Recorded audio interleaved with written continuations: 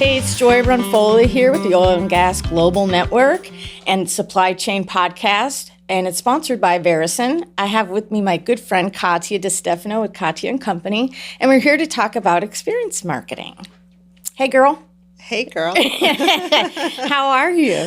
I'm good. I'm so happy to see you. You look great. Well, it's thank been you. Almost a year since I last saw you. I know. It's been a while, but I'm super excited for you. Your business is taking off and doing really well. But the big question is what exactly is experience marketing, and how can you use it to help people that are leveraging sales and oil and gas supply chains? Yeah, that's a great topic, and I want to thank you and the OGGN network for having me today. So I appreciate that. Marketing obviously has a lot of different sectors, right? There's all kinds of marketing. There's digital marketing, there's traditional marketing, there's social media marketing, guerrilla marketing, all kinds of marketing, right? And experiential marketing, also known as experience marketing, is a type of marketing that has actually been around forever because it's about the experience of a person actually feeling a brand. Right? Okay. So it's like the you can see a brand, you can hear a brand, but there's a difference between actually feeling the brand, right? It's almost like when you go into a shopping center and you smell a perfume, you're smelling like a Chanel or like a really beautiful scent, right? By Lancome or something. And you can actually tell the difference. Like you can say, oh, this is a different smell from this one, right? So experience marketing is really about feeling a brand. Okay. So it's similar, like what was it, the Hollister, the Abercrombies of the world, when they came out and they had all that beautiful smell throughout the mall, and you knew you were by one of those stores. Do you remember that? Yeah. I remember that. Like I was like a teenager during that was time. a good idea. Oh my gosh. I just remember like I would go in there and I'm like, oh, that smells so good. But it also smelled very expensive. So Exactly. I mean, not super expensive, but you knew that only like, the cool kids could wear it at the time. And then you would go with your mom and buy khakis or something. Needless to say, I didn't have that. Me either. I probably have like one Abercrombie shirt, and it's probably like, I don't know, at Salvation Army or something. So anyways, but no, this is great. So I know we have a lot of trade shows for oil and gas. We have our logistics trade shows, and there's, the World Petrochem Conference. There's all these different conferences for oil and gas, and I know you play a big part in helping create that experience. So can you just give me some detail on that and how you use that and how that can benefit the people in supply chain or the people selling to supply chain? Yeah, sure. So it all intertwines. So one of the reasons why I started Kattya and Co is because I felt like sales, marketing, and events, they all feed into each other, right? Because at the end of the day, we're all selling something, right? But how are we going to sell that without being too pushy or throwing something in your face, right? So, for example, a lot of people take time out of their day, especially supply chain directors like procurement managers, project managers, engineers, CEOs, vice presidents, CFOs.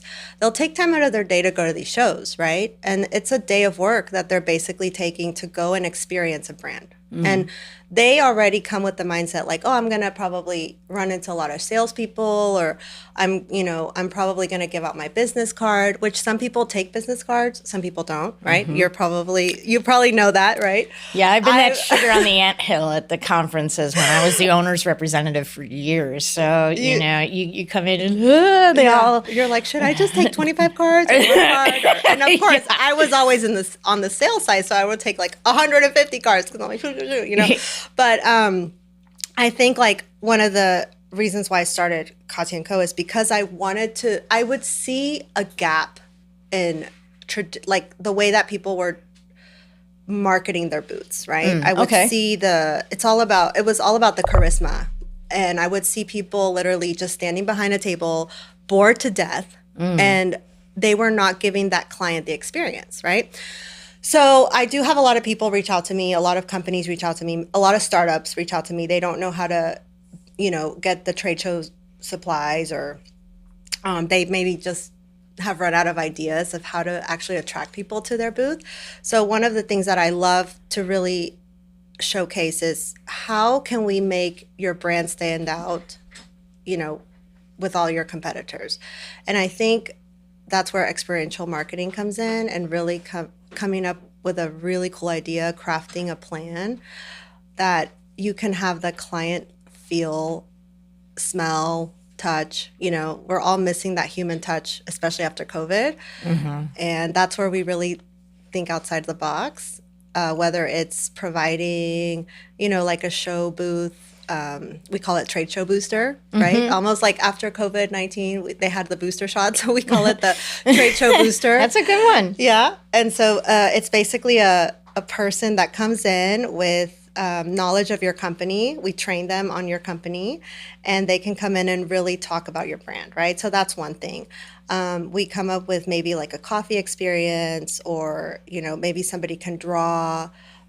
Maybe we've had people come in and, try like different kinds of foods. For example, like I had a client, we had an event for them where they were from Eastern Europe. So they really wanted the client to experience like the different kinds of foods, not just the traditional foods that you see. Yeah, that's a great idea. So stuff like that, that's something that can help people really experience your brand. Well, and everybody loves something free. Yeah. Right. I mean, and they always say there's no such thing as a free lunch, but I mean, there is when you're a salesperson and buying lunch for everybody else. Exactly. But no, I mean, that's the thing, people love free stuff. And you could tell, it could be something very simple as a pen, and they like it because it's free. Right. Okay, so in oil and gas particularly, we deal with a lot of engineers, petroleum engineers, nuclear engineers, all these people that are very highly technical people. And so you have to capture them very quickly. I mean, even in, the supply chain procurement departments, you have engineers that are there working to source different elements and services for their companies, right? And so, what would be something, I guess, an example when you're trying to work with engineers in oil and gas, maybe at a trade show, or when you would go maybe as a business development person going there and meeting with them? I'm sure it's a bit more unique than the average, day-to-day kind of, hey, we're here in procurement. Yeah, that's a great question. I think that as when you're going to be at a trade show, right? Let's say that I'm brand X, for example, and I have to really do some research on who my target audience is and really understand what they like. So if let's say it's 50% men, or maybe say 70% men, 30% women, then I'm going to build my booth probably around maybe what a lot of these male engineers like, right? So it could be anywhere from technology. It could be a technology-driven booth where you can maybe insert some virtual reality sets.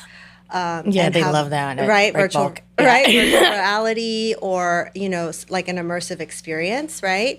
Right now, there's so much technology around digital experiences. Yes. So there's so many crafty things you can do, anywhere from putting like a really cool scene of like Hawaii and taking a picture in front of it with like maybe like a valve that you're trying to sell, or a compressor. I'm working right now with a company.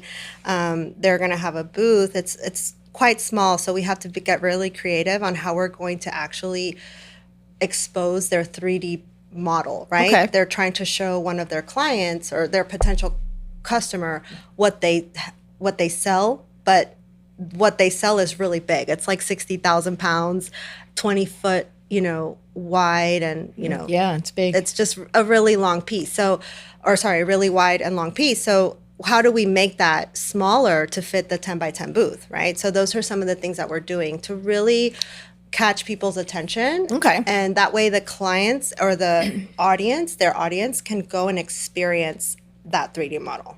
Okay. No, that's great. I mean, that's something when we're always at the shows that you can hear people, hey, did you go over to so-and-so's booth over there? They got this. Yeah.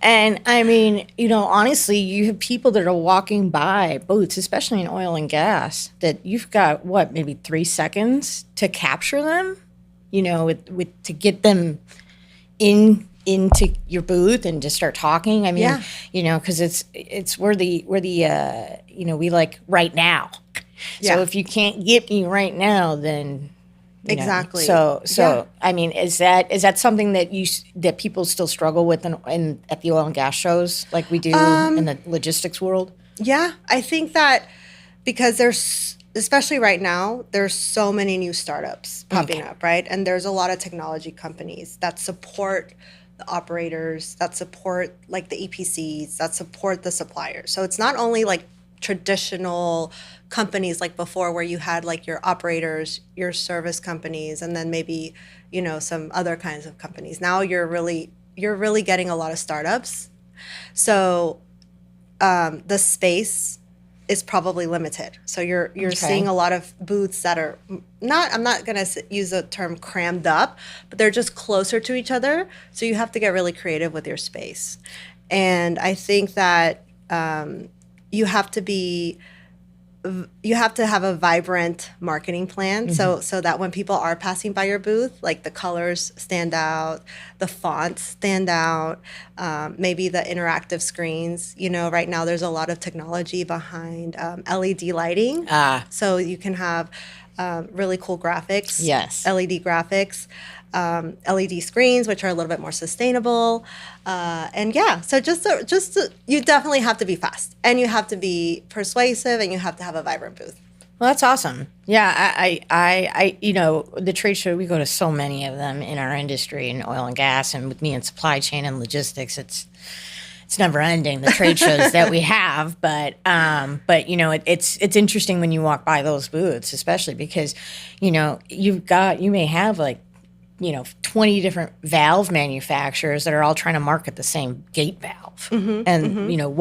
What sets us aside from our competition, right? Because a gate valve, like what's on your hose thing, that's the same. Yeah, exactly. It's the same. No, I mean, in a sense, that's essentially it's the same. So, and I know in some of our the stuff that we've gone to together in my previous life, they kind of group those guys together. Yeah. So, like for us, we get the freight forwarders are in one section of the trade show, and then the line carriers and all that stuff. So and I've seen the same thing where they put the valve people like all together. The pipe people are all together with the pipe. And Yeah. So I guess it's, what would you recommend besides, I mean, because you have to capture them, right? But what would you say, is it more lighting, or is it more of that LEDs and the LED screens and stuff like that? What is it that you have found that's successful in order to help your clients, stand out? Good questions, Joy. So I would say there's a couple of things, right? Because we're dealing with a lot of, I call it real estate. Yes. Booth, trade show real estate, booth real estate. So which is very expensive. Very expensive. So if you have a bigger booth, you're probably going to get more visibility. But sometimes if you cannot, afford the bigger booth, what kind of creative strategies can you come up with, right? So a lot of times I've seen it, especially internationally, where they'll have like little pods with somebody's brand, right? Where somebody can actually go in and they can work in the little pod, but while you're working in the pod, there's a little video showing of that brand. Oh, that's really good. Yeah, so stuff like that I've seen, and actually we are working on something similar for a client for a trade show next year that is revolving a pod, right? Like the pods that really stand out because they're actually spread out throughout the trade show and they're not just in one space. So now you have brand visibility throughout pretty much the whole show. Oh, that's if you cool. have a pod, right? Because you have one pod here, one pod there. I would say having different experiences throughout the trade shows. Maybe you don't want to do a 20 by 20 or 20 by 40 or 20 by 60 booth. A 40 by 60 booth. You might want to maybe do a client event and have a small booth, or have a bigger booth and maybe have some advertising around the show, like at the hotel, right? I've seen it where people have, lanyards or, room keys that are sponsored by, by a specific That's actually brand. that's actually a good thing to bring up because, I know that when we've gone to our stuff, our events for, the heavy lift industry and logistics, our hotel room keys usually have a company that we're probably very familiar with, their name is on the keys. Exactly. You know, Yeah. so that's actually pretty neat. I mean, you know, and I will say that me as a person going to, say, the shows that I go to, I mean, for me, it's a glum lot if they're just, you know, if there's really, it's like green and white and the font, and it just doesn't look like there's a lot of effort put into it. And so, you know, and I mean, yeah, it's inexpensive, but it looks cheap. Yeah, exactly. Well, and this is what I always tell people. Look, if you're not going to go all out, don't even go, or don't even expose yourself. Just maybe go and walk the show, right? And do maybe like a happy hour, or, you know, like a breakfast meeting that's educational for your clients. Like, there's so many creative strategies, honestly, around experience marketing. I have coached a couple of salespeople that have been on budgets, and they have come up with like a training in the mornings that they can get out of the way. So they could do like a 7:30 to 9:30 training on a specific product. That's like awesome. It could be like a specific new product that they really need the room to be quiet, but they have amazing croissants, or, you know, really good coffee. We know that one. Did you see what they got over booth number 9? There you go. They have some, you know. Yeah, they've got free popcorn. Or Yeah. you know, like, I don't know. I'm it just could be throwing anything from something like out, yeah. like a really cool, you know, coffee drink to, I don't know, martini. But I would say that just really thinking outside the box and what your clients want to hear, what they want to see, like really try to come up with a cool strategy for that. So that's one way people can do a more inexpensive experience, right? Okay. That makes sense. Because the one I don't mean to sound hoity-toity. Yeah. but no, I mean, when I go to if I go to our shows, I'm less likely to stop and talk to somebody. Right. But I'm also not an engineer. I'm on the supply chain side. So Right. for me, you know, I mean, we're like, you know, that's the thing. It brings up another important point, is that business development people are a dime a dozen. And, you know, it's, you know, so it's kind of like you're competing with all of these people. And I, you know, a big portion of of what you do is doing development and making sure you're representing your clients. And for oil and gas particularly, and supply chain related, what would you recommend, or what works for you in terms of getting in front of the people in order to, you know, what strategies to get in front of people if you're not going to have a trade show? You know, it's experience, cool, but I guess, you know, the big companies of the world, you know, it's hard to get in front of the right people. Definitely. And I see that a lot. I would definitely say that there are a lot of startups that, or just, you know, companies that might not feel it's worth it to invest in that booth at that time, or maybe it's just not the right show, but they still want to make an appearance. I would say that if you really do some research on who is going to be there, right? Number one, right? A lot of these trade shows now have amazing platforms that you can actually meet people ahead of time, way ahead of time, like 2-3 months in advance. LinkedIn, right? LinkedIn strategies are awesome because you can always post that you're going to be at a specific show, and if you build a really cool campaign around your strategy, like your marketing strategy on social media, people will naturally be like, oh, you're going to be at that show. Me too. Let's connect. Let's go have lunch. That's a good one. You know? Like, oh, you don't say, you know, but it's true though. Because people naturally crave the human interaction. Yes. And now more than ever, because after COVID, we got really, really distant. And then I have seen just people really want to meet in person. And video calls are great too, don't get me wrong. And even having a video call beforehand, or even a phone call beforehand. Yeah, really, like what we did for this podcast in particular. We had a call yesterday just to make sure that we were both on, you know, that you knew what was going to happen and I knew what was going to happen, and we're all aligned. But, exactly. But you're right. I mean, it's wild, you know, how the pandemic really changed how people market. And I mean, it almost like, because, you know, it did away with paper.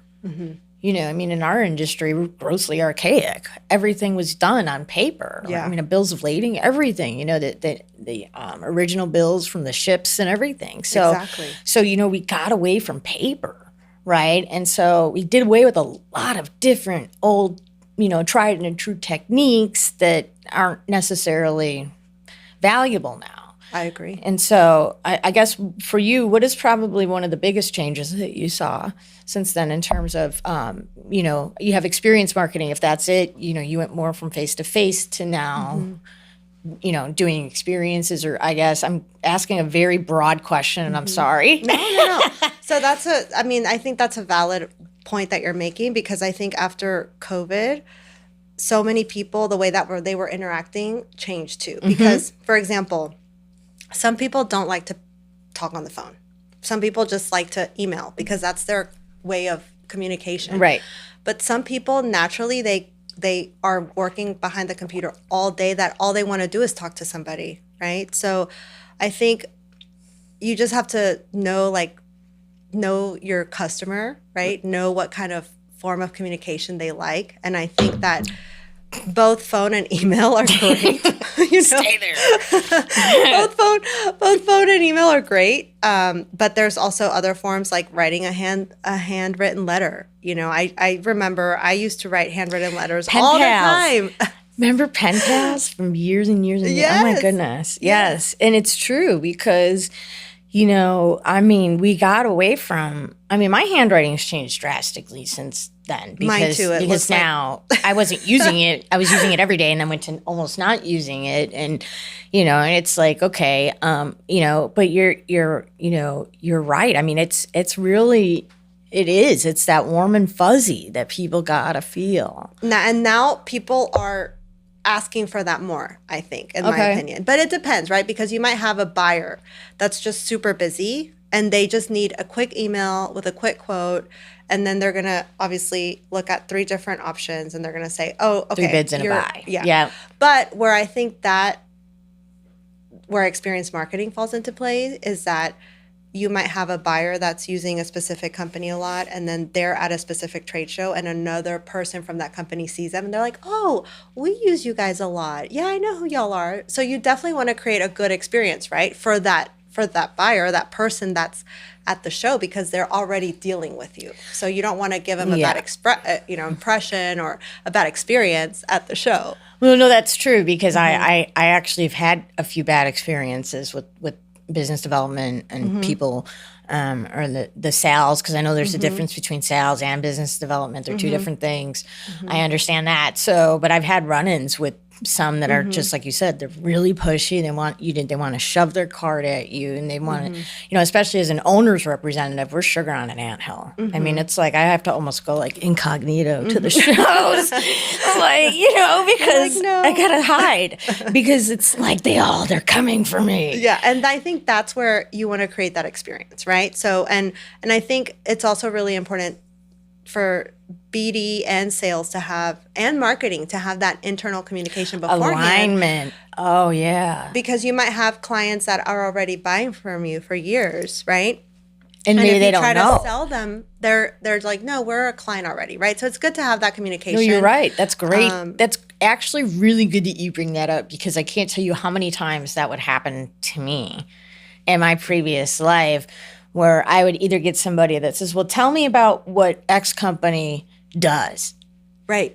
And I got to sit here and I'm like, did he not? Okay, they didn't do their homework. And it's not up to me to school you. Right. I mean, you've got, with executives, you have maybe, a few seconds to, I mean, one of the nicest things that I've always done is, if I get somebody that calls me, I give them 5 minutes. Right. And I love that. And I think you have to still be like, that's humbling, right? I love that, because I think no matter how busy you are, right, and you get 1,000 calls, you should always at least try to either return the calls, or at least email people back, and just, if it's a no, it's a no, right? Right. And I had a buyer one time when I was in sales. He was very honest with me. He said, look, I'm not interested in your product, but he was like, I'm going to just send me some information, because I have had senior management basically.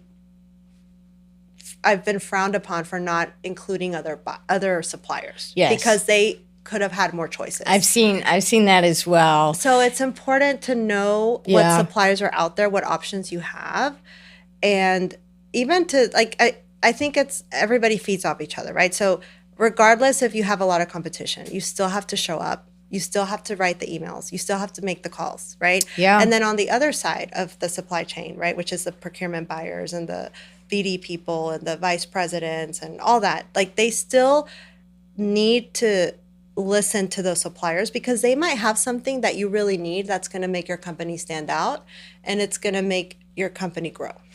And that's actually really good too. Good point too, because and oil and gas is like its own. It's like its own country, kind of. Yeah. If you had the countries of the world, like they are really in their own little sector of just oil and gas, and and it's very. It's we all kind of do the same thing. So it's I don't know what the word, maybe there's a lot of minutia. Like repetitive. Repetitive, yeah. So one of the things though that I often get is like, say a vice president or something will just pass somebody's information along to me and say, well, I don't care if you call them, but they sent me this message. And, and really, I mean, who are the, the vice presidents aren't using the products. Their people are. And so I guess the service is the product. So I guess what would you say is, for you that's worked, I mean, your target audience is it way up there or is it in the people that are in the trenches, I guess you could say? So I'm going to talk like if I was a client of mine, okay? Not specifically my company, but if I was a supplier in the oil and gas industry trying to get in the door and I meet a C-suite executive at a trade show and you maybe meet him at the coffee line and you say, here's my card. And that's exactly right. If you have somebody that you can pass my card along to, that's great. But do you have a card? I always say, do you have a card? Can I follow up with you? And if they say no, do your best to look at their badge and look them up on LinkedIn. And you can always call them. Well, that's good. Right? You can always call them and say, hey, I met you at this show. You didn't have a card, right? But at least that person knows that you're making the effort to call them and get in the door. Yeah, because especially now, nobody talks on the phone. Yeah. Everything is so impersonal now. And for us, it's when we go back to how we came up, it was, hey, if they're not getting it by the second email, you need to pick up the phone and call them. Yeah. And so that's a big deal for, because it's so impersonal now. And but oil and gas does like that finesse. They like the warm and fuzzy, the telephone company, was it AT&T, reach out and touch someone, right? It's experience marketing. There you go. And see, that's where experience marketing really plays a pivotal role. You're getting somebody that has not reached out, that has not answered the phone or the email, right?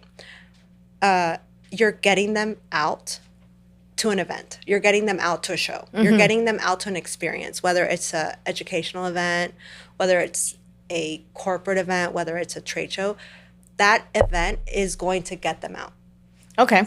Not that's everybody. good. Some people might not be able to, but there's some people that I know that I've worked with in the past that explicitly will not go to any supplier events, and it's just because they don't, if I don't do business with these people, I'm not going to go to their stuff. Right. And you usually see that's with the OGs. A lot of the I call them the OGs of oil and gas, and it's because they don't want, obviously there's a lot of money involved in the boots and all of these things in experience marketing, which is why you see a lot with the little tchotchkes that they give out. They're not going to hand out $100 bills because it's $25. Well, they're almost $100 now. But that's the thing. It's like some of the stuff. It's like you get overwhelmed with all of the little tchotchkes that they have, and that stuff can get expensive, right? Oh yeah, especially now.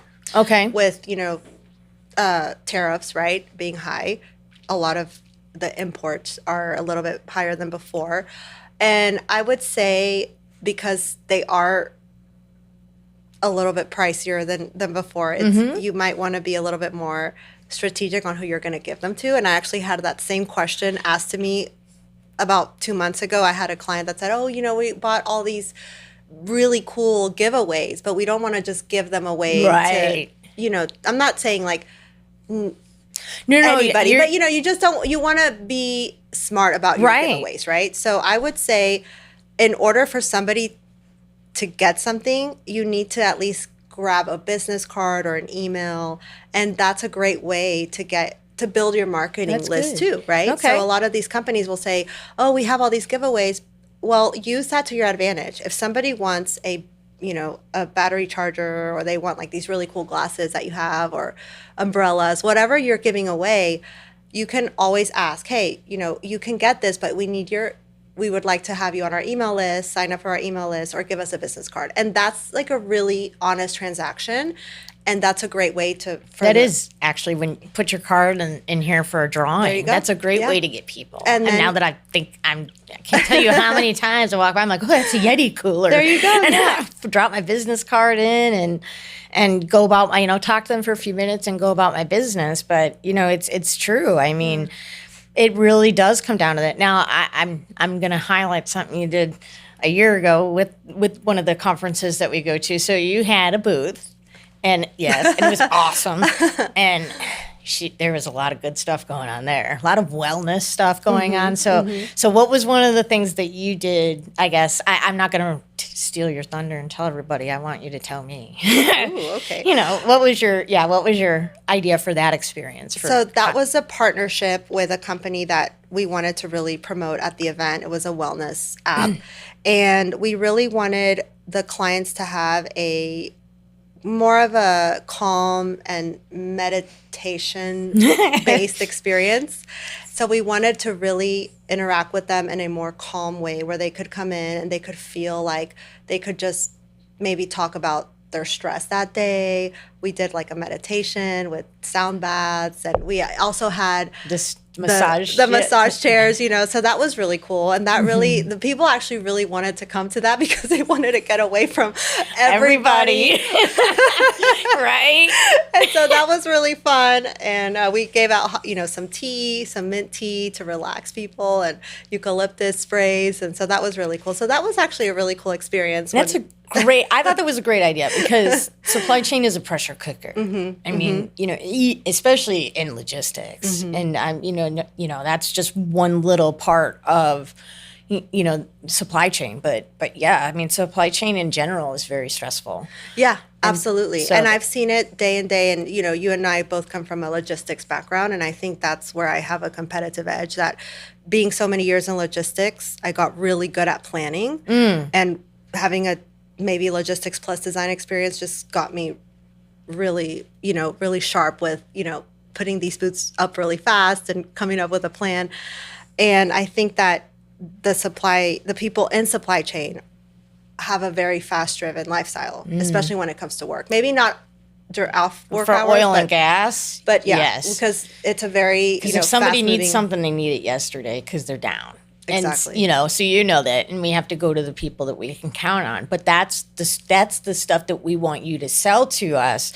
We don't care that you can provide us with X amount of valves, for per year for this much money. It's what happens in the middle of the night. If my plant is down, how are you going to take care of me? I guess you could say. And that's something that's really big, because, we are almost doing, we're planning for the unforeseen, which is in and of itself stressful. Yeah. But I mean, I guess with your clients in oil and gas, I mean, is that still such a big part of what you do in terms of with your business development and your sales with this industry? Absolutely. Especially when timelines are coming for events and for trade shows, everybody wants their booth in on time, right? Right. And if you don't design it at a certain time and your client doesn't approve it in a certain time frame, we definitely need to have those timelines. And I would say maybe 6 weeks is a good timeline, 6 weeks to 13 weeks, depending on the size of the booth. But you have to have a really good timeline, because you're going to be in front of a lot of people. So you definitely want to have your booth there, No, you're right. Way before, right? A week, 2 weeks before, already shipped to your facility, or, at the facility where the trade show is going to happen. And that's we had I used to work for a company that left all their stuff on a truck. And they would just, the truck would just stay where they would come back to the yard and park on the trailer. And then it was only used to take the booth from show to show to show. Exactly. Which that's pretty ingenious because, you're reducing your carbon footprint and there you go. All that fun stuff. And it's awesome.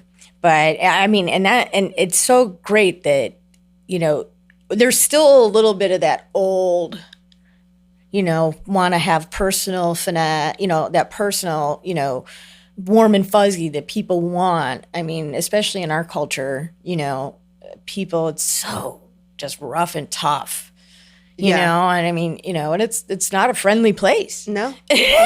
Sometimes these buyers are very, they're very hardcore. If you don't say what you're going to do, they're going to move on to the next guy that said that he's going to do this on time, right? And then you're just losing time. So it's like going from one supplier to the next supplier to the next supplier. So yeah, I would say that obviously, yeah, we do have those last minute clients that come to us and, oh my gosh, our trade show is in 3 weeks. Oh. I'm like, oh no, we need to get to work like 3 weeks ago. Yesterday. Yeah. And you do get that a lot. But I would say that planning is definitely key, but always be prepared for those last minute clients for sure, especially, and not only in my business, but in every business, right? Always be prepared for those last minute. Well, there's nothing worse than a late salesperson. Exactly. I hate to say it that way, but that's pretty bad, especially if you're working in logistics, right? Oh yeah, no, exactly. And sometimes you can get overwhelmed. Don't get me wrong, and people are forgiving, and people are still human, and they give you second chances. It's important to remember that. That's where the relationship building comes in, the, keeping up with the customer, right? I've had clients that even in my previous career, right? When I was working in logistics, I've had clients that, maybe a shipment failed and I told myself they're never going to give me business again. But, you go back and you rebuild that relationship. Right. And how do you do that, right? Through an experience. So maybe take them to a nice lunch or, go talk face to face with them and explain to them with a situation and just say, look, we really tried, but this was what happened. And then, there's lessons learned and all that. So, well, and that's the thing. If accountability is like the number one thing, you can almost, as long as you are accountable for what you do, people make mistakes every day. Exactly. So, so as long as you're not a bad person, for me, that's just kind of, how I like to operate. You got to do something pretty bad for me to just not want to talk to you. Yeah. No, and it's exactly. me, so. And you're right. And I think the most important thing is, own your mistake, right? And whatever business line you're in, own your mistake.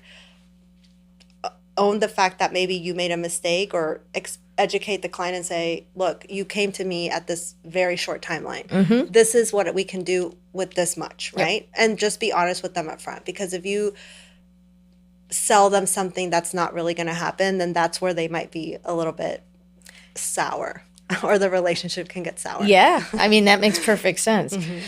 Well, that's about all the time that we have for today. I want to thank you for coming to the Supply Chain Podcast with OGGN.